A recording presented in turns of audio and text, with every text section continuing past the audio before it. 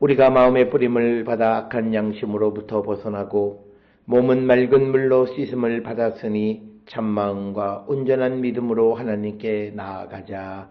아멘. 전능하사 천지를 만드신 하나님 아버지를 내가 믿사오며 그 외아들 우리 주 예수 그리스도를 믿사오니 이는 성령으로 잉태하사 동정녀 마리아에게 나시고 본디오 빌라도에게 고난을 받으사 십자가에 못 박혀 죽으시고 장사한 지 사흘 만에 죽은 자 가운데서 다시 살아나시며 하늘에 오르사 전능하신 하나님 우편에 앉아 계시다가 저리로서 산자와 죽은 자를 심판하러 오시리라. 성령을 믿사오며 거룩한 공예와 성도가 서로 교통하는 것과 죄를 사하여 주시는 것과 몸이 다시 사는 것과 영원히 사는 것을 믿사옵나이다. 아멘.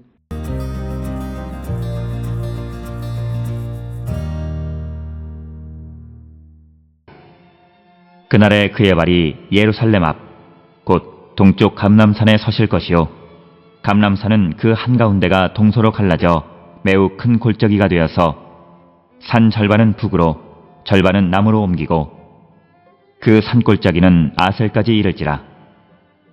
너희가 그 산골짜기로 도망하되 유다 왕 우시야 때에 지진을 피하여 도망하던 것 같이 하리라.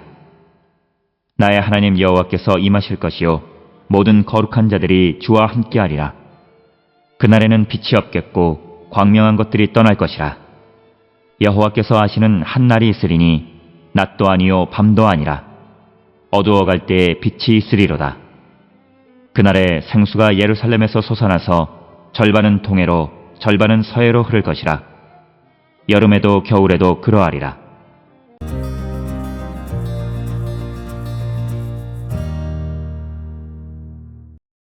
오늘 우리가 함께 읽은 스가랴 14장 4절로부터 8절은 여호와께서 예루살렘을 위해 친히 개입하시는 장면을 우주적이고 지형적 이미지로 묘사하는 본문이 되겠습니다. 앞선 14장 1절로 3절이 예루살렘의 함락과 여호와의 전쟁을 말했다면 이제 4절로부터 8절은 여호와의 현현이 땅과 산과 빛과 물의 질서를 새롭게 하는 종말론적 회복의 장면으로 확장됨을 보여주고 있습니다. 먼저 스가랴 14장 이 4절에 있는 말씀을 보게 되면 그날에 그 발이 예루살렘 앞 곧 동쪽 감람산에 서실 것이요 감람산은 그 한가운데가 동서로 갈라져 매우 큰 골짜기가 되어서 산 절반은 북으로 절반은 남으로 옮기고, 그래서 여호와의 발이 감람산에 선다란 표현은 하나님의 현현을 매우 구체적이고 공간적 이미지로 묘사하는 내용이 되겠습니다. 그래서 하나님은 멀리서 명령만 내리시는 분이 아니라 자기 백성의 위기의 현장에 직접 임하시는 분으로 나타나고 있습니다. 본문에 등장하는 감람산은 예루살렘 동쪽에 위치한 산으로 성전산을 마주보는 지리적 장소입니다. 고대 예루살렘에서 동쪽은 하나님의 영광, 심판, 귀환의 이미지와 자주 연결되어 사용되고 있습니다. 에스겔 11장에서는 여호와의 영광이 성읍에서 떠나 동쪽 산 위에 머물고 이렇게 기록하고 있고, 또 에스겔서 43장에서는 하나님의 영광이 동쪽 문을 통해 성전으로 돌아온다. 그래서 스가랴 14장 4절에서 여호와께서 감람산에 서신다는 것은 하나님의 영광이 다시 예루살렘을 향해 임하고 자기 백성을 구원하기 위해 돌아오신다는 것을 상징성 있게 나타내는 표현이 되겠습니다. 감람산이 갈라져서 큰 골짜기가 된다는 표현은 하나님의 임재가 자연 질서까지 뒤흔드는 사건임을 보여줍니다. 산은 고대 세계에서 안정성, 지속성을 상징하는 지형 지물이고, 그런데 여호와께서 서시자 산이 갈라졌다라고 하는 것, 이것은 하나님의 구원이 인간의 힘으로 불가능한 길을 여시는 사건임을 뜻합니다. 그래서 산이 길이 되고 막힌 곳이 피난로가 된다라고 하는 것. 그래서 이 장면은 출애굽 때에 홍해가 갈라지고 이스라엘이 마른 땅으로 건넌 사건을 연상시키는 것이고, 하나님은 바다를 가르셨던 분이고 이제 산을 가르시는 분으로 묘사하고 있습니다. 이어서 스가랴 14장 5절에 그 산 골짜기는 아셀까지 이를지라 너희가 그 산 골짜기로 도망하되 유다 왕 우시야 때에 지진을 피하여 도망하던 것 같이 하리라. 나 하나님 여호와께서 임하실 것이요 모든 거룩한 자들이 주와 함께 하리라. 그래서 14장 5절은 이 갈라진 감람산이 단순한 심판의 징조가 아니라 피난의 길이 됨을 보여줍니다. 그래서 하나님이 산을 가르시는 이유는 백성이 도망할 길을 열기 위한 것임을 설명하고 있고, 하나님의 임재는 두려운 현현이지만 동시에 자기 백성을 위한 구원의 통로를 만드는 것임을 강조하고 있습니다. 특별히 오늘 주시는 본문 5절의 아셀은 정확한 위치는 학자들 사이에 논쟁적입니다. 본문에서 아셀은 감람산이 갈라져 형성된 골짜기가 이르는 지점으로 제시되어졌습니다. 그래서 장소를 명확히 특정하기는 어렵지만 문맥상 예루살렘에서 동쪽 또는 그 주변으로 이어지는 피난로를 가리키는 것으로 이해할 수 있습니다.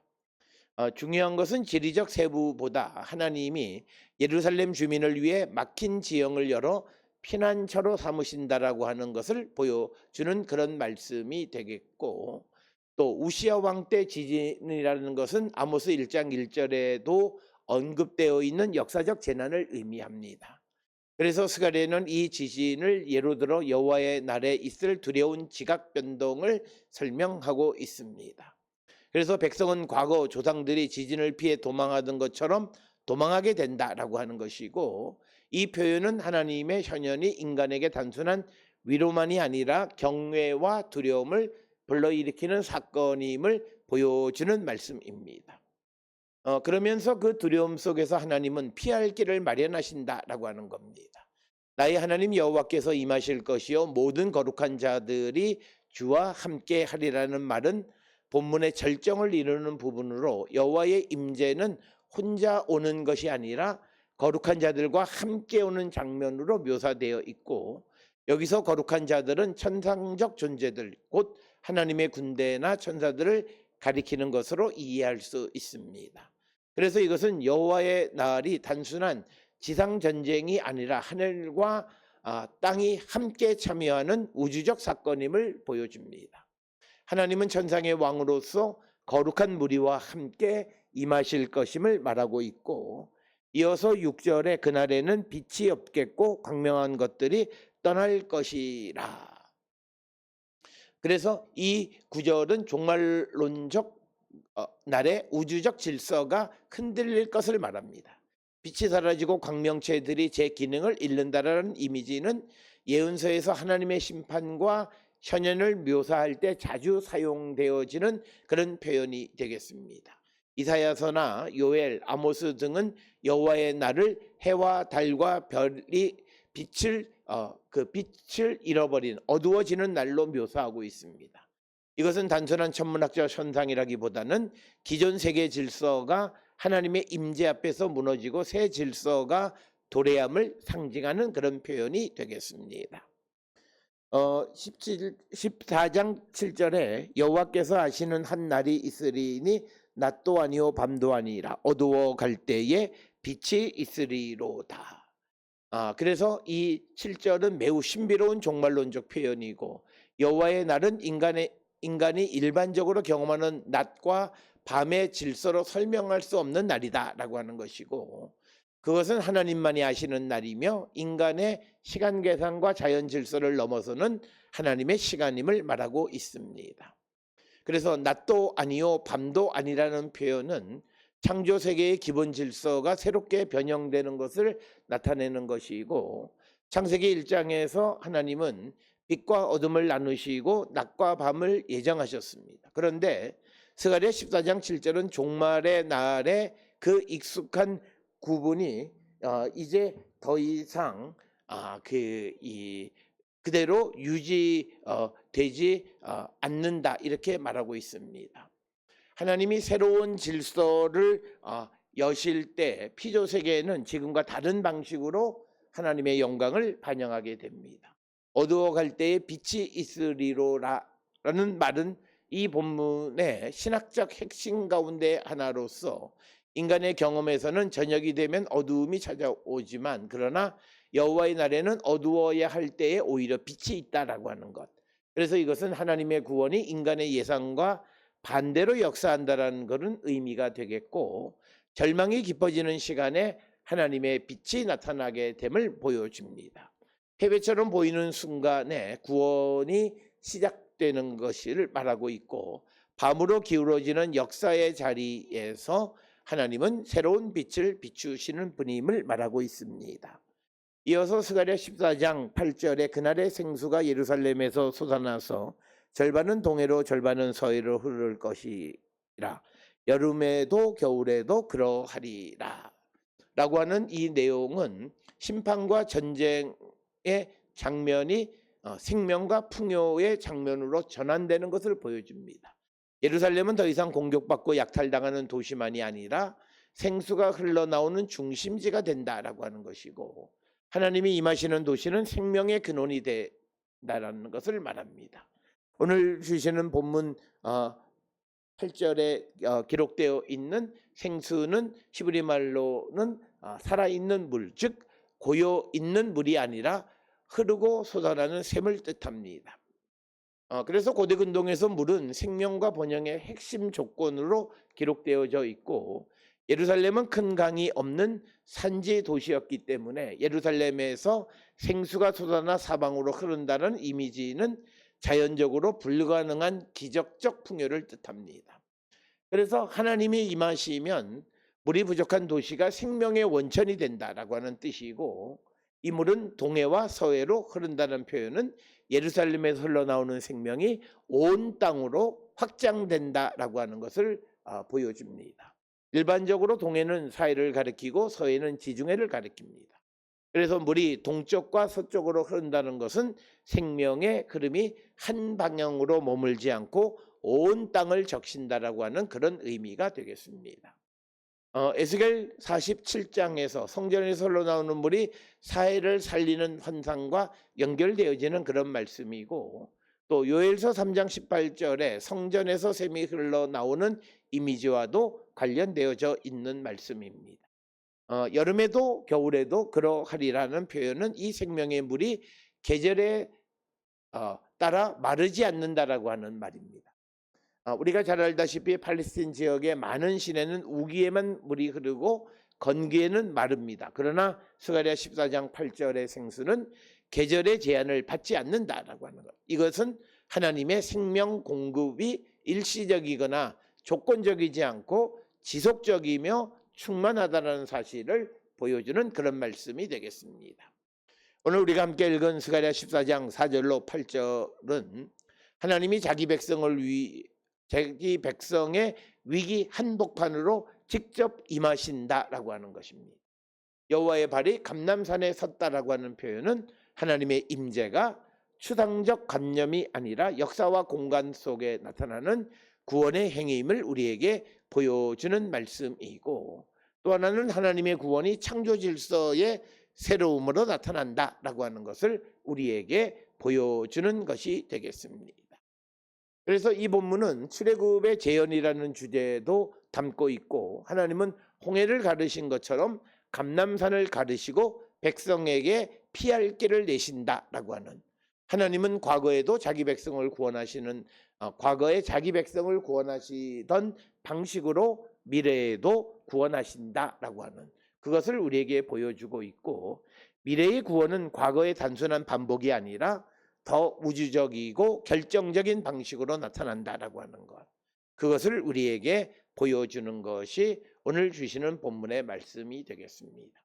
따라서 오늘 주시는 스가랴 14장 4절로 8절은 신앙인들이 위기 속에서도 하나님이 길을 내시는 분임을 신뢰하는 해야만 하는 메시지를 우리에게 전달하는 그런 말씀이 되겠고 그래서 교회와 공동체가 절망의 시간에도 하나님의 빛을 기다려야 하는 이유를 설명하는 그런 말씀이 되겠고 어두워갈 때 빛이 있으리라는 말씀은 신앙의 깊은 역설을 담고 있다라고 하는 것을 우리에게 말하고 있습니다.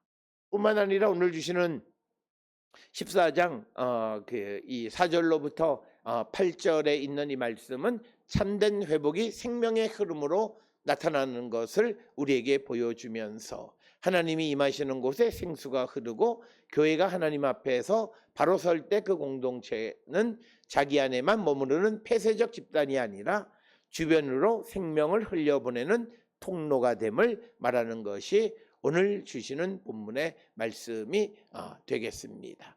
특별히 오늘 주시는 14장 4절로 8절은 하나님의 임재가 위기를 피난로로 어둠을 빛으로 메마른 도시를 생명의 근원으로 바꾼다는 사실을 보여주고 있습니다.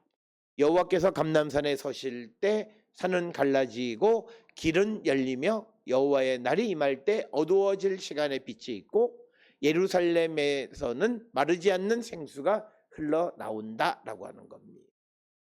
그래서 본문은 하나님의 최종적 구원이 단순한 생존이 아니라 새 창조와 생명의 충만함으로 나타난다라고 하는 소망을 선포하는 것이 오늘 주시는 14장 4절로 8절의 말씀이 되겠습니다.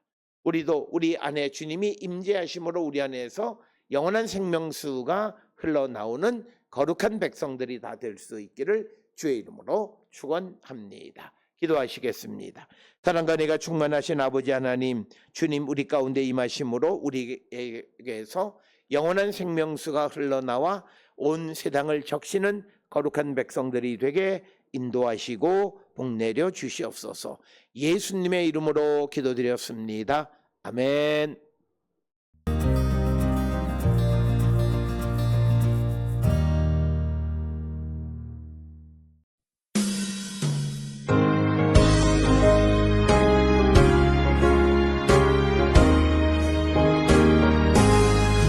강물같이 흐르는 기쁨 성령 강림함이라. 정결한 맘 영원하도록 주의 거처 되겠네. 주님 주시는 참된 평화가 내 맘속에 넘치네. 주의 말씀에 거센 풍랑도 잠잠하게 되도다. 나의 생명 소생 그대문 성령 임하심이라. 모든 의심 슬픔 사라져 주의 평강 넘치네. 주님 주시는 참된 평화가 내 맘속에 넘치네. 주의 말씀에 거센 풍랑도 잠잠하게 되도다. 하늘에서 단비 내리고 햇빛 찬란함같이 우리 마음에 성령 임하니 주님 보내심이라. 주님 주시는 참된 평화가 내 맘속에 넘치네. 주의 말씀에 거센 풍랑도 잠잠하게 되도다. 생명신에 넘쳐 흘러서 마른 광야 적시니 그의 열매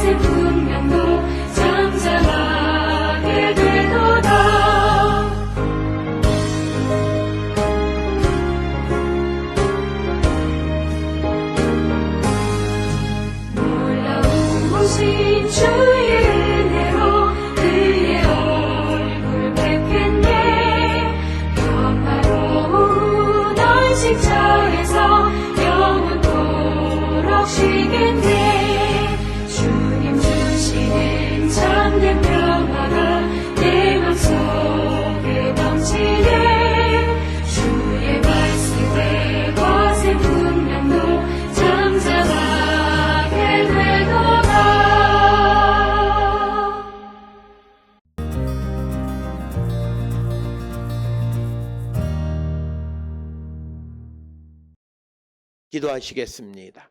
이제는 우리 주 예수 그리스도의 은혜와 하나님 아버지의 무한하신 사랑과 성령의 위로 역사 교통하심이 예수 그리스도께서 우리 가운데 임재하심으로 우리 안에서 마르지 않는 생명수가 흘러나와 많은 사람들을 살리는 역할을 감당하는 자 되기를 결단하며 세상을 향해 나가는 우리 모든 성도들 머리 위에 이제로부터 영원토록 함께 할지어다. 아멘. 주 너를 지키시